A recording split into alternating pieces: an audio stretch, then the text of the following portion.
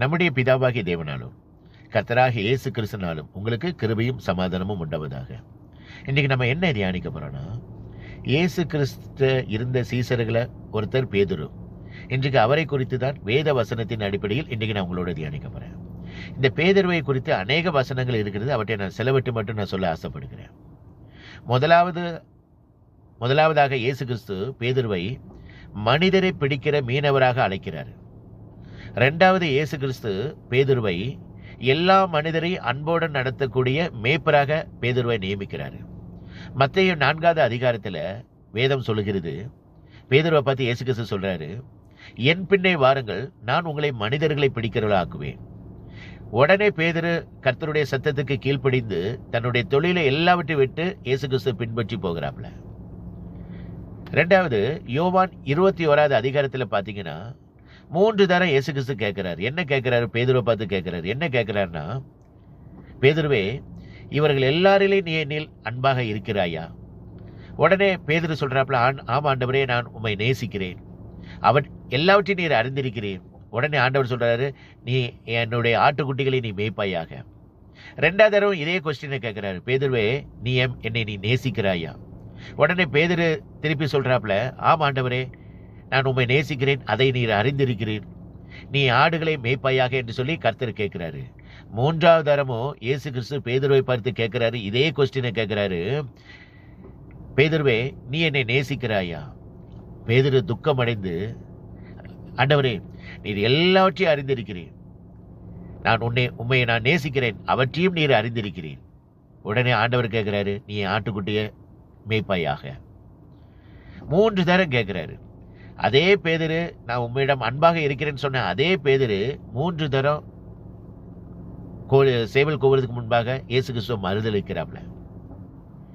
எந்த பேதுரு நான் உம்மை நேசிக்கிறேன் என்று சொன்னாப்லையோ அதே பேதுரு அந்த இயேசு கிறிஸ்து சிலுவையில் அறையும் பொழுது 3 இடத்துல அவர் மறுதலிக்கிறாரு. ஆனா ஒன்னே ஒண்ணு என்னன்னா, அவன் யூதாஸ் மாதிரி நாண்டு கொண்டு சாகல. பேதுரு தான் செய்த தவறை உணர்ந்து மனக்கசந்து அழுது கர்த்தரிடத்தில் பாவ மன்னிப்பை பெற்று ரட்சிக்கப்பட்டு பின்பு ஒரு நல்ல ஒரு ஊழியக்காராக இருந்து இயேசு கிறிஸ்துவோட ரத்த சாட்சியாக மரித்தாப்ல. ஏன் அப்படி ரத்த சாட்சியாக மரித்தாப்ல தெரியுங்களா? பேதுருக்கு தெரியும், இயேசு கிறிஸ்து ஜீவனுள்ள தேவனுடைய குமாரனாகிய கிறிஸ்து என்று சொல்லி அவர் விசுவாசித்தாப்ல. அதனாலதான் அவன் நாண்டு கொண்டு சாகல, மறுதளிக்கல, நல்லபடி ஒரு ரத்த சாட்சியாக பேதுரு மரித்தாப்ல. அதனாலதான் பேதுருக்கிட்ட இயேசு கிறிஸ்து பரலோக ராஜ்யத்தின் திறவுகோல்களை கொடுக்கிறாரு. மத்தேயு 16வது அதிகாரத்தில் பார்த்தீங்கன்னா, இயேசு கிறிஸ்து பரலோக ராஜ்யத்தின் திறவுகோல்களை பேதுருக்கிட்ட கொடுக்கிறாரு. கொடுத்துட்டு என்ன சொல்றாருன்னா, நீ பூலோகத்தில் கட்டுகிறது எதுவோ அது பரலோக ராஜ்யத்தில் கட்டப்பட்டிருக்கும், நீ பூலோகத்தில் கட்டவிழ்க்கப்படுகிறது எதுவோ அது பரலோக ராஜ்யத்தில் கட்டவிழ்க்கப்பட்டிருக்கும். யோவான் 21வது அதிகாரத்தில் பேதுருவை பார்த்து சொல்றாரு, நீ சின்ன வயதில் இருக்கும்போது, இள வயதில் இருக்கும்போது உனக்கு இஷ்டமான இடங்களை நீ அழிந்து தெரிந்தாய். ஆனா நீ முதிர் வயதில் ஆகும் போது உனக்கு இஷ்டமில்லாத இடத்துக்கு அவங்க கொண்டு போவாங்க. அதாவது அவருடைய மரணத்தை குறித்து தேவன் எப்படி மகிமைப்படுத்த போகிறார் என்பதை குறித்து அவர் விளக்கமாக சொல்றாரு. சொல்லிட்டு என்ன சொல்றாரு தெரியுங்களா? நீ என்னை பின்பற்றி வா. ஆனா கடைசி அது அவன் மறுதளிச்சாலும், 3 தரம் மறுதளிச்சாலும், அதுக்கப்புறம் ரத்த சாட்சியாக மரித்தாப்ல. அதுக்கப்புறம் பரிசுத்தாவியினால் பேதுரு நிரப்பப்பட்டு அவருடைய பிரசங்கத்தை கேட்டு அநேக ஜனங்கள், பேதுருடைய பிரசங்கத்தை கேட்டு அநேக ஜனங்கள் 3000 5000 பேர் விசுவாசித்து இயேசு கிறிஸ்துவை விசுவாசித்து ஞானஸ்நானம் பெற்று ரட்சிக்கப்பட்டார்கள்.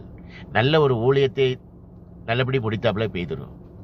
இந்த பேதுருவை நீங்க மத்தேயு, மாற்கு, லூக்கா, யோவான்ல நீங்க தியானிச்சீங்கன்னா பேதுருவை குறித்து நீங்க தெரிஞ்சுக்கிடலாம். இன்னைக்கு நம்ம எப்படி இருக்கிறோம்? நம்ம இயேசு கிறிஸ்துவ மறுதளிக்கிறோமா? இல்ல பேதுரு மாதிரி இயேசு கிறிஸ்து தான் ஜீவனுள்ள தேவனுடைய குமாரன் ஆகிய கிறிஸ்து என்று நம்ம விசுவாசிக்கிறோமா? அதை நீங்க தான் சிந்தித்துக் கொள்ளணும். கர்த்தர் உங்களை ஆசீர்வதிப்பாராக. இந்த உலகத்தில் உண்மையான ஒரே ஒரு தெய்வம் இயேசு கிறிஸ்து ஒருவர் மட்டுமே. இயேசு கிறிஸ்து சீக்கிரத்தில் வரப்போகிறார். உங்கள் பாவத்தை விட்டு மனம் திரும்புங்கள், பரலோக ராஜ்யம் சமீபத்திருக்கிறது. கர்த்தருக்கே மகிமை உண்டாவதாக. ஆமேன். அல்லேலூயா.